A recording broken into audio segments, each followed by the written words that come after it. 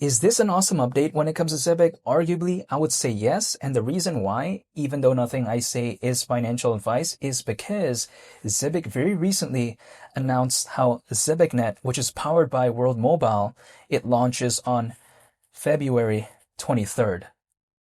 I think this is pretty cool because a lot of people thought that we were going to never hear about World Mobile again because remember when Zebec kind of announced plans for this quite a while back ago, a lot of people thought, oh, they're not going to take it seriously. But eventually, they did, I think, showcase how it is being treated seriously because they even talk about this. And here's the thing.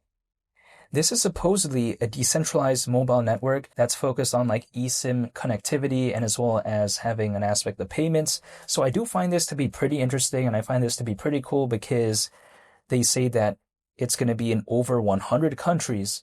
And also, at the same time, they say there's already thousands on the wait list, which, I mean, okay, I suppose. But here's the thing. When I take a look at something like this, I think this kind of shows the progression when it comes to Zebec, because is this going to probably have the best adoption of all time?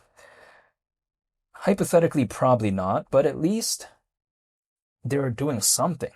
You know, even though I'm actually a big fan of Onyx, which is Zebec's closest competitor, Onyx isn't really doing, I think, even 20% of the stuff Zebec seems to be doing. Because, again, Zebec is doing a lot of things. The thing about Onyx is that it has more kind of historical fans. There's more holders when it comes to XCN at around 140,000, whereas ZBCN has around 90,000. But I feel like Zebec is doing more things. Don't get me wrong, I'm still a fan when it comes to Onyx, but if we consider how Zebec is kind of outdoing things, basically, like in terms of outperforming, in terms of the updates, and in terms of the quality of the things they're doing, when compared to its closest competitor, arguably, I would say that's a good thing, right? Because if we take a look at Onyx, again, I'm still a fan, but the main thing that they're kind of focused on as of right now is the launch of their layer 1 blockchain called Goliath. But the thing is, Zebec, keep in mind, February 23rd, they're taking a look at ZebecNet, right, which is what I'm talking about right here. 2 days later, on the 25th, guess what they're doing? They're launching the super app. And on the 28th, they're going to be, supposedly, appearing in a Bundesliga soccer match when it comes to Borussia Dortmund versus Bayern München. And I talked about that in my previous video. So the thing is, we take a look at what they're planning to do in just this month alone, in February, right? That's a very quick, consecutive movement right there, right? February 23rd, 25th, and then on the 28th, like that. Like, that's pretty rapid, even just for the month of February alone.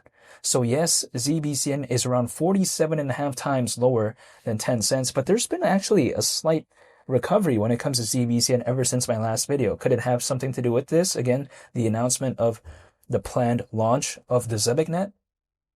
I think maybe arguably so, because, when I take a look at it, there's a lot of individuals that seem to be kind of excited because of this update. But, I'm also excited in a way where I think it is for the fundamentals of the project moving forward being a good thing. But in terms of me thinking this is the greatest thing of all time, no, I don't think so. But besides that point, if I take a look at Zebec as well, can you just imagine, right, how well this reflects upon Zebec's backers? Because Zebec has backers, like for instance, in the case of Solana Ventures, and as well as we take a look at Circle, the creator of USDC. So when they do stuff like this, I think something like Solana Ventures, something like Circle, they're going to take a look at this, right, and say, wow, the project that we're backing, they seem to be doing things. And what I find even more surprising when it comes to all of this is that Zebec, the team really isn't that massive. What do I mean by this? They have over 25 members, right? That's like not that much actually in the grand scheme of things. And keep in mind, they have a presence in New York, San Francisco, and London.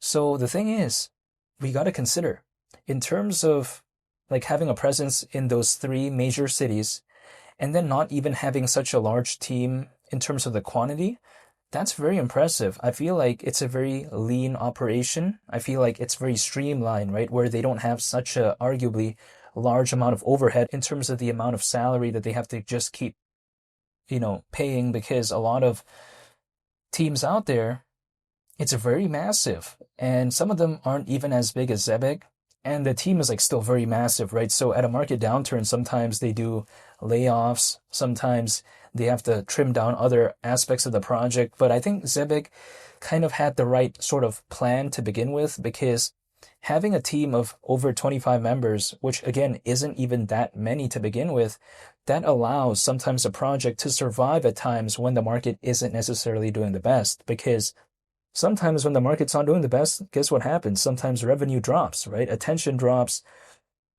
They need to survive, some projects, right? And if they can't, what happens? Sometimes they could shut down. And sure, maybe the token still lives on, but the project basically doesn't really develop anymore. Like, for instance, take a look at the Cadena organization not too long ago. That announced how they were basically stopping operations. Could you imagine that? I mean, Cadena is like a very popular project, actually, in the grand scheme of things. Not like the most popular, but it's very well known, actually, within the space of blockchains. Take a look at, for instance, even a member of their advisory team at one point I saw was Dr. Stuart Haber. Keep in mind, Dr. Stuart Haber is the co-inventor of blockchain. Could you imagine that? Again, part of the Cadena advisory team, I saw that at one point. And then that happened to Cadena. So again, even some projects out there that have supposedly a pretty good team, if the operations are not equipped to handle market downturns, sometimes it may not be such a good thing. So the way you take a look at it when it comes to Zebec, I like what I'm seeing when it comes to what they're doing. And sure, again, it's around 47.5 times lower than 10 cents, but I'm still hypothetically thinking about 10 cents, because had ZebecNet been announced, let's say this thing right here, this news basically, had this been announced, like, let's say back in 2025, when ZBCN had a market cap of around 500 million, like, the sentiment would have been completely different, right? It would have had such a very enjoyable sort of reaction. But as of right now, even though the reaction has been pretty joyful, it hasn't been at the level in which what it could have been just last year in 2025 at certain points.